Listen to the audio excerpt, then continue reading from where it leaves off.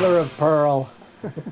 Yeah. All right, now, Wade, when you weren't here, That's right. I came to the streaming garage in HD. Thanks You to new showed up tech. in HD. Well, I'm always in Right. HD, but on the internet I was on HD thanks Pretty to new sweet. tech. Nice. And I talked about Tron. Yes. And I had said that Tron Legacy. Tron Legacy. You know what? No, the Legacy. It's just Tron. It's the Neutron. The Neutron. Neutron Dance. As opposed to the Neutron Dance, producer Mike. That was Bam! Yeah. right on that. Flash in the 80s. Now, what I had said about Tron was Legacy was that I thought visually it was better than Avatar. Visually, I got tweeted saying I thought the movie was better than Avatar. Not true. Visually, Oh, the movie's I better thought than Avatar.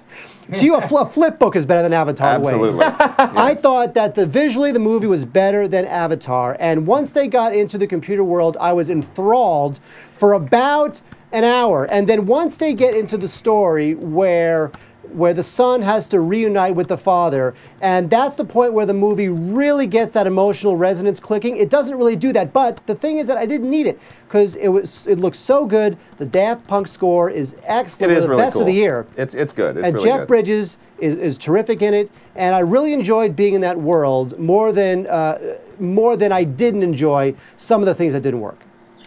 Here's my rundown on Avatar. Oh, I'm sorry. Did I say Avatar? I meant Tron. I see what you did. Oh. Mark said better than Avatar, and Blip even quoted him. Yeah. No, here's the deal. Here's Tron Legacy. Here's the deal on Tron Legacy. This is now that I get my camera straight. I'm gone for a couple of weeks and I lose track of exactly where I have to look. Here's the deal on Tron Legacy. This is basically The Matrix meets Hellraiser in a Japanese disco. That's it. It's fine. Spoilers? It's fine. For a sequel that comes nearly 30 years after the original film, where you're supposed to sort of understand that the intervening years have created all of this technological change, and then that all happens inside the computer as well.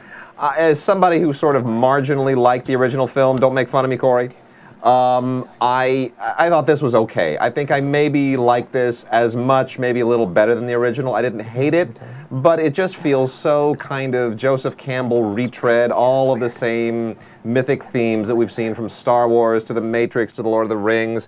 They're all here. And the thing I think that really kind of annoyed me, that maybe distracted me the most, was that part of the plot, and this isn't really giving anything away, everyone kind of knows this, is that Jeff Bridges created a kind of digital doppelganger of himself who becomes a megalomaniac.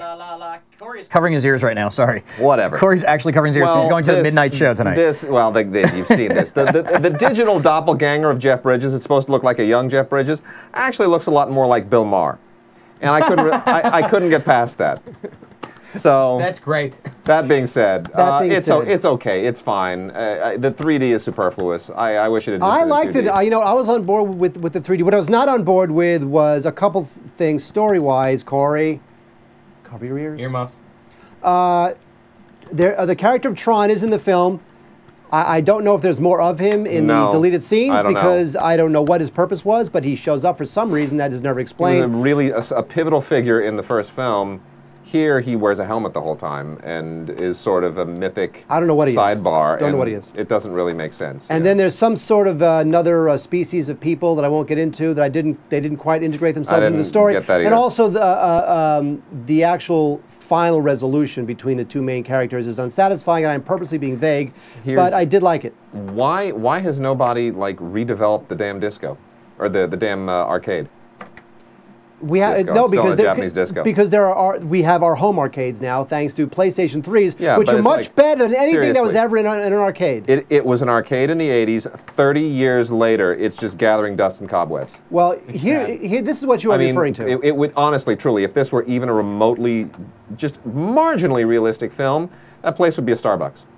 It would. It would be a Starbucks. Yeah, but He'd have to go into the basement of the Starbucks to laser himself into the computer. But then you wouldn't have Michael Sheen, who played Tony Blair in The Queen, Oh my gosh. showing up in a terrific extended cameo. He played Tony Blair in The Queen. Here he just plays a queen. He is good. He is good. He is really good. He channeled Ziggy Stardust. Oh, he's really in a terrific extended cameo. I'm going to say something that the movie needed. I'm going to interrupt you and say something that Corey's going to want to know. That Gambit 242, who I believe is a friend of ours, has a Tron arcade game in his office. Oh! I'm coming over. I'm so good at that game. I'll say coming this. over. I We're love on that our game. way. I to did too. Texas, I was think. really good at it. I was really good. The spiders didn't really enjoy that part. No, but I with the did it. no, because the spiders. No, wait. It was the cylinder things. The one where all you had to do was just do this with your arm, and you would blow away all the cylinders as they came down. Yeah, that was pretty cool. That was that one. All right, so we got to wrap it up. Oh, I'm sorry.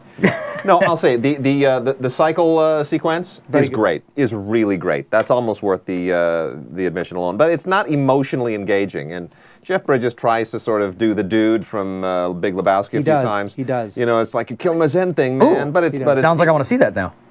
well, it's not enough. There's not enough of it, but it's good. By the the way, original character. by the way, before we move on to the fighter, can I say something?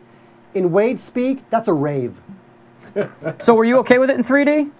You know You what? hate 3D I movies. thought the 3D was superfluous. It's like with so many movies, I didn't see the point for it. But is there mind any? you, the first part of the film is 2D. Before you go into the computer, it's all in 2D, and then you got to put the glasses on. You're making a movie. Is there any reason at all? Can you make it? They go, Wade, you have to do it in 3D. What sort of movie are you going to make where it makes sense? You know what? Like some stupid horror film where you're actually poking people in the eye. That's and what I'm guts are saying. That's why I squirting at thought the Piranha 3D was a good idea. Yeah, if you're- that belongs in there. If you have junk flying out of the audience, body parts and blood and all kinds of stuff, fine, do it. But But that's otherwise, cheap. That's cheap.